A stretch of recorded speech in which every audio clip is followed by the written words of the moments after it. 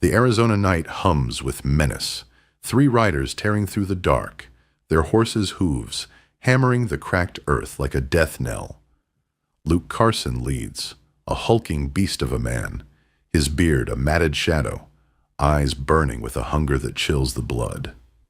His thick fingers clutch a rope, yanking a spotted pony forward. Bound to it is Najoni, barely 18, her Apache beadwork glinting like stars against her taut frame. The coarse hemp bites her wrists, leaving red welts, but her spine stays rigid, her dark eyes fierce, lips parted with defiance. Carson leans close, his breath hot and sour, voice dripping venom as he hisses, "Keep squirming, girl. It only makes the chase sweeter." His hand grazes her arm, lingering too long, his grin a twisted promise of cruelty. The other two riders, scarred men with dead eyes, laugh low, their spurs clinking as they flank her, wolves circling prey. Najoni's chest rises sharp, her gaze cutting through the night, searching, plotting. Somewhere in the sagebrush, a tin cup clatters to the dirt, its sound swallowed by the desert's hush. A shadow stirs, a rifle's barrel catching moonlight. What drives Carson's hunger? Greed, vengeance, or something fouler?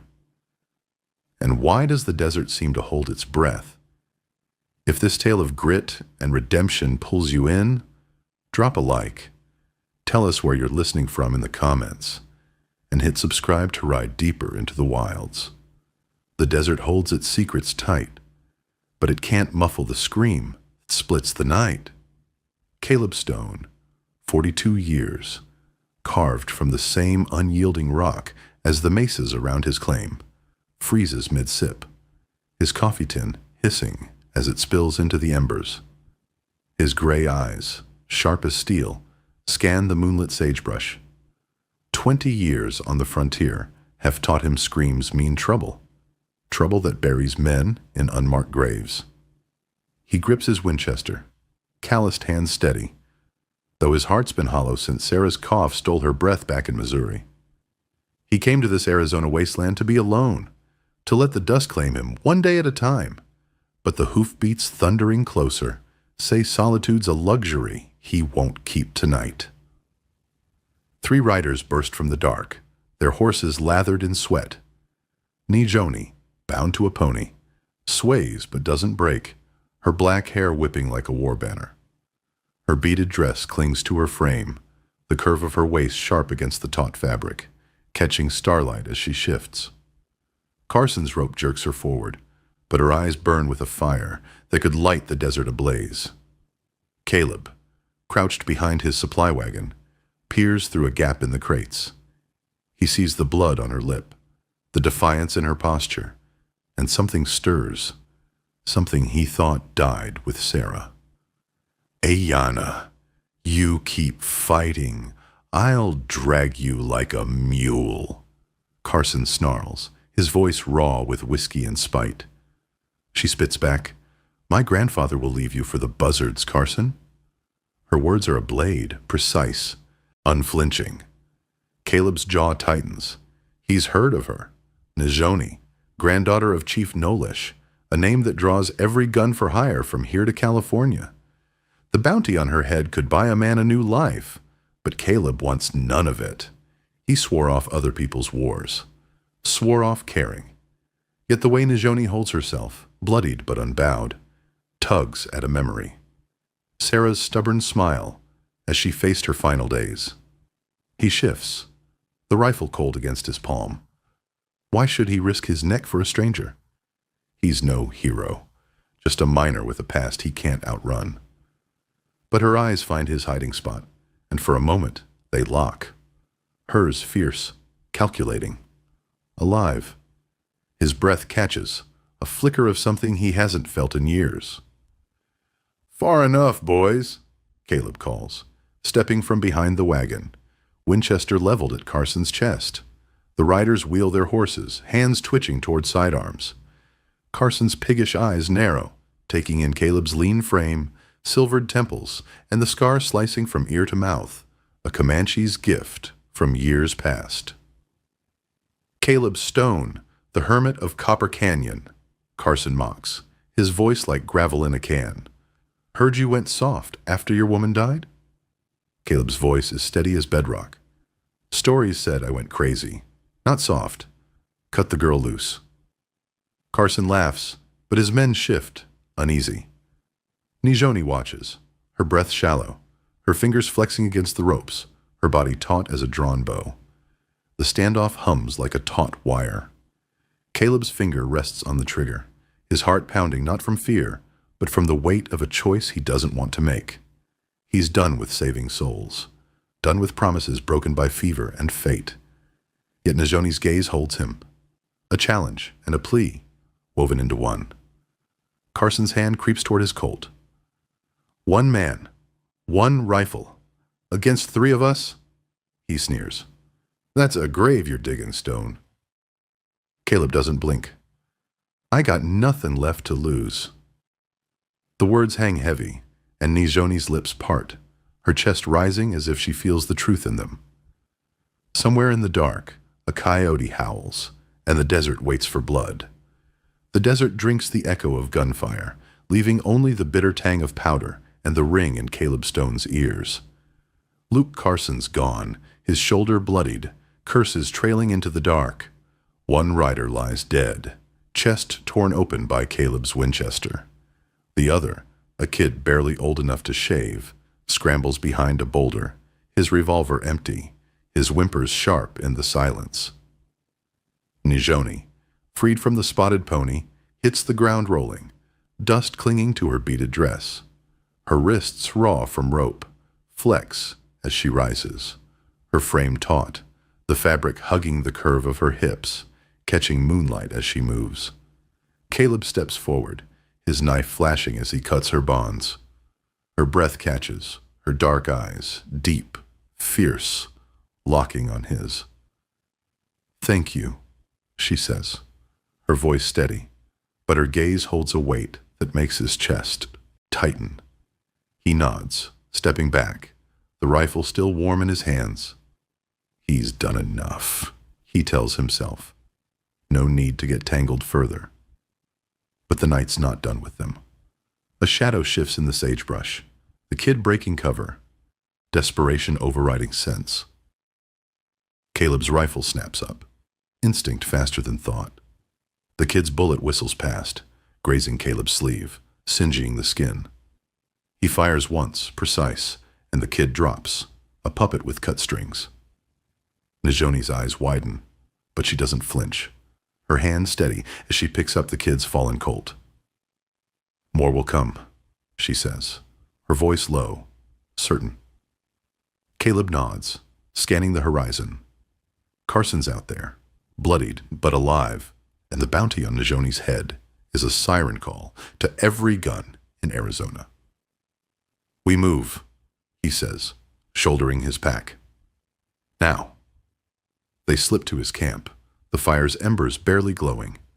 Nijoni kneels by the canteen, pouring water with a grace that pulls Caleb's eyes despite himself. Her dress clings to her, the beaded fringe swaying against her thighs. As she moves, the motion slow, deliberate. He looks away, his jaw tight, but the image burns. Her silhouette, strong yet soft, like a cactus flower in bloom. What's your name? He asks, his voice rougher than the desert stone. Nijoni, she says. Eternal blossom. Her lips curve, not quite a smile, as she steps closer, her eyes searching his. And you're Caleb Stone, the miner who came to die alone. His gut twists. Her words cut too close, unearthing truths he's buried since Sarah's cough stole her away. Your people hear too much, he mutters, turning to his gear, but her gaze follows, unrelenting. They sit by the fire's faint glow, the silence thick with unspoken things. She speaks of her capture at a Tucson trading post, of her grandfather, Chief Nolish, caught in a white man's game to break the Apache. Caleb listens, his eyes on the flames, seeing Sarah's face, her stubborn hope, her hand in his as she faded. Najoni shifts closer, her knee brushing his, the touch like a spark on dry tinder. His pulse quickens, but he pulls back, gripping the rifle across his lap. "Rest," he says gruff. "You're heading north at dawn." Her eyes flash, defiant. "And you? Back to your empty claim." He doesn't answer, the question a weight he can't shake. The stars burn cold above. Najoni doesn't sleep. She stands, stretching, her dress rising to bear the smooth curve of her thigh, the fabric pulling tight across her chest as she reaches for the canteen. Caleb's breath catches, his fingers digging into the rifle stock. She turns, catching his stare, and holds it, her lips parting, her eyes gleaming with something unspoken. She steps closer, her hips swaying just enough to steal the air from his lungs. "You saved me, Caleb Stone," she murmurs, her voice like smoke curling around him. She kneels beside him, close enough that he feels her. Warmth, smells the sage and dust on her skin. Her fingers brush his arm, tracing the muscle beneath his worn shirt, sending a shiver through him. His hand finds her waist, the curve fitting too well under his calloused palm. Her dress rides up, bearing the soft skin of her lower back, and his thumb grazes it, her breath hitching. Her hand slides to his chest, pressing where his heart hammers.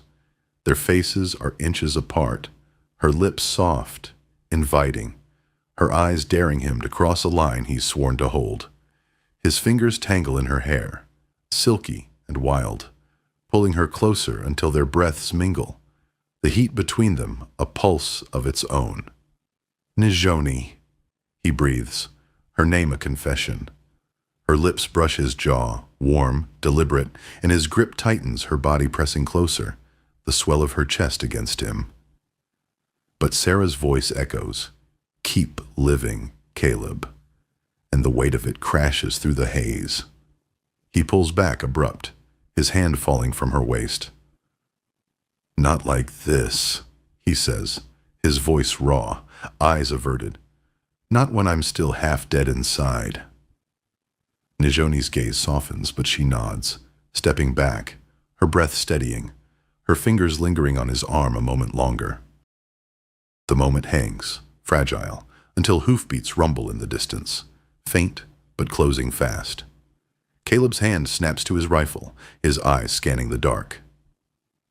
"Carson," Najoni whispers, her voice hard now, her hand on the Colt. Caleb pulls her behind a boulder, his arm brushing the curve of her hip as they crouch.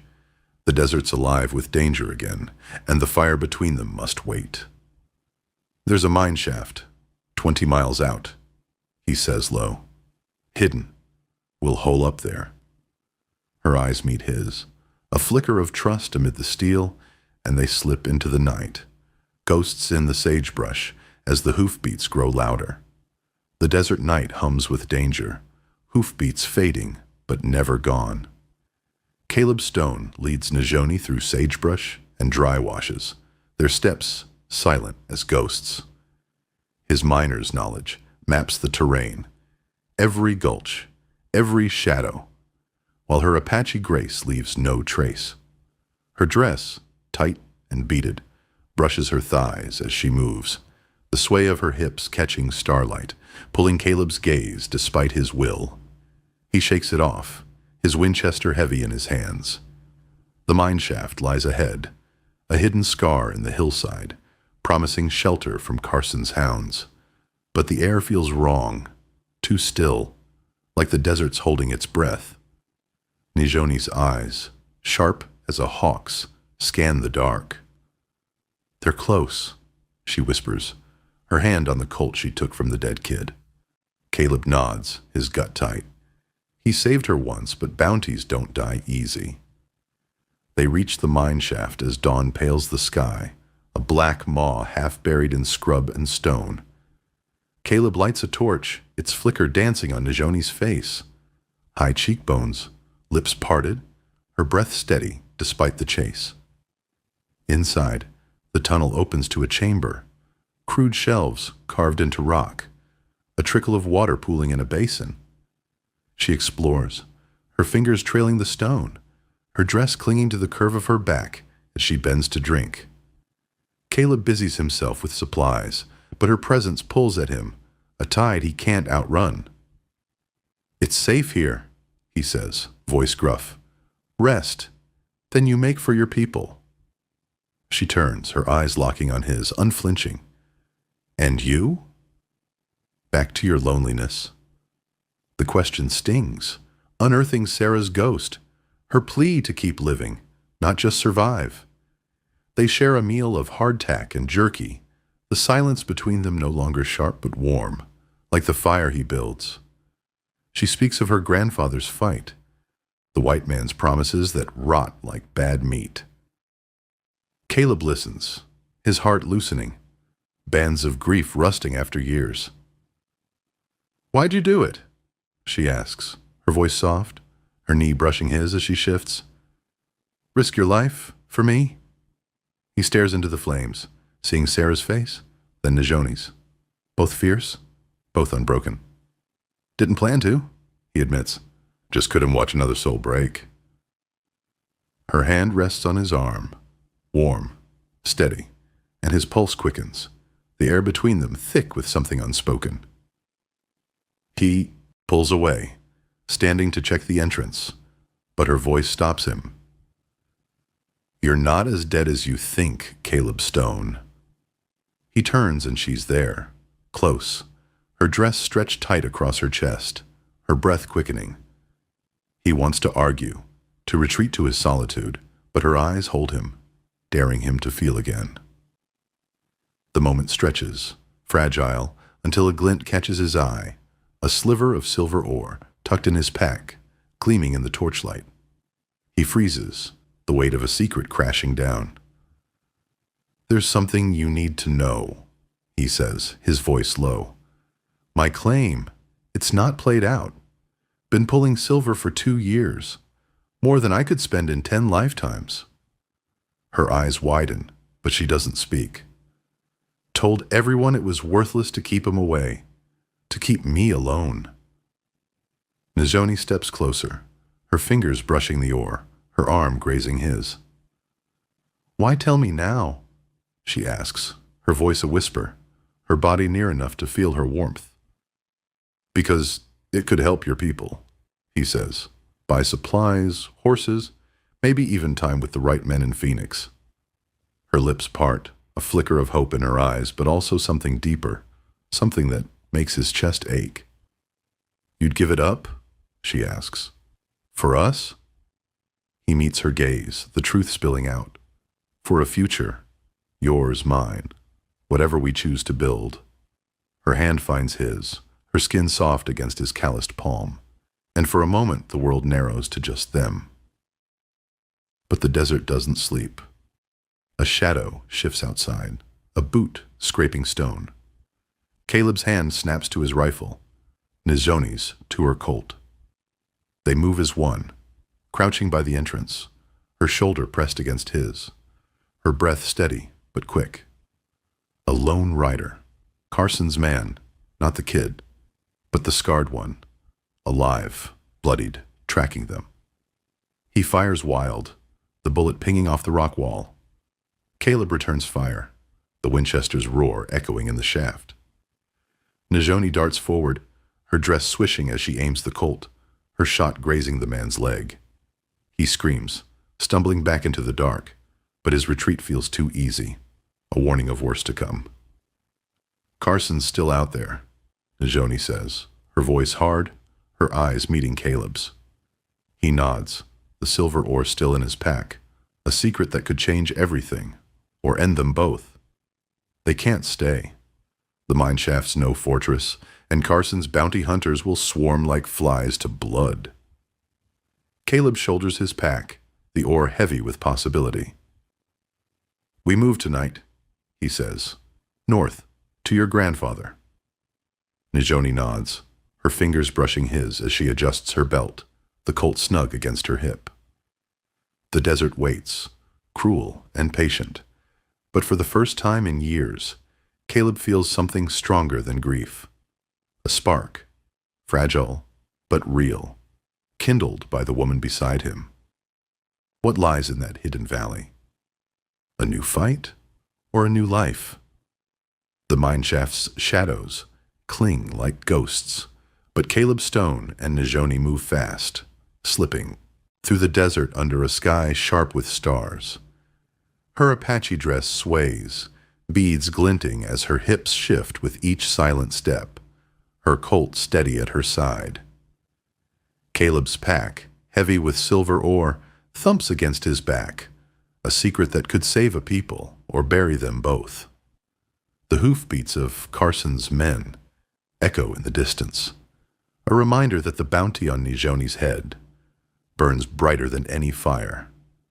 They travel through 2 nights, sheltering by day in cottonwood groves and crumbling shacks, each mile loosening the iron bands around Caleb's heart. Najoni speaks of her childhood, of learning her grandmother's songs and a missionary's books, her voice weaving a world where hope fights to breathe. Caleb shares fragments of Sarah, her laughter, her stubborn will, and finds the words don't cut as deep as they once did. They reach the foothills of Apache territory as dusk paints the sky in blood and gold. A spring bubbles between 2 boulders, its water cold and sweet. They drink deep, Najoni's lips glistening as she wipes her mouth, the motion pulling her dress tight across her chest. Caleb looks away, but her presence is a pulse he can't ignore. "You're safe here," he says, settling against a rock. "Your grandfather's warriors patrol these hills. Carson won't follow." Her eyes, dark and steady, hold his. "And you? Back to your claim?" Her voice is soft, but it carries a challenge. He stares out at the desert, his empty camp a shadow in his mind. Returning feels like crawling into a grave. She sits beside him, close enough that her sage and smoke scent fills his lungs. "My grandfather needs men like you," she says, her hand resting on his, her skin warm against his weathered palm. Men who know the white man's ways, who can turn silver into survival. Her fingers tighten, her eyes searching his, deep with a wisdom that belies her years. "I'm asking you to choose life, Caleb Stone. To choose hope." His breath catches, not just from desire, though her nearness stirs that too, but from a possibility he thought died with Sarah. "You're young," he says, voice rough. "Folks'll say I'm taking advantage." She leans closer, her breath warm on his cheek.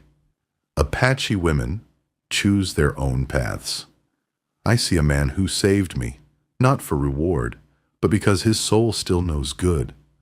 Her fingers trace the scar along his jaw, her touch soft, electric. "I see a man who could live again." Sarah's voice echoes, "Keep living, Caleb." And for the first time, it doesn't feel like a chain. He turns his hand, their fingers intertwining, her warmth seeping into him. "If I come," he says slow, "what happens between us?" Her smile is a sunrise, transforming her face. "What we choose, nothing more."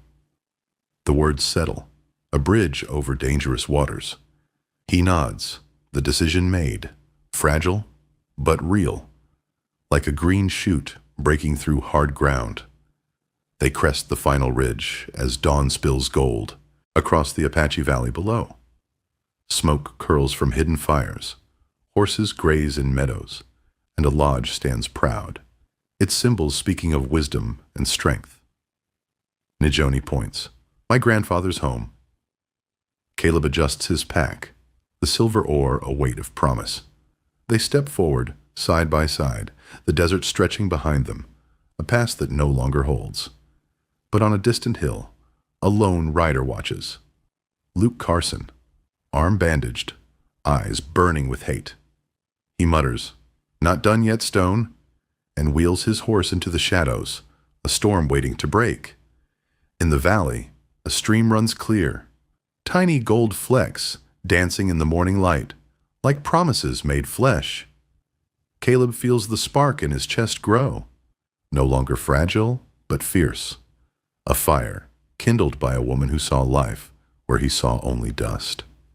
He's not the man he was, not yet the man he'll be.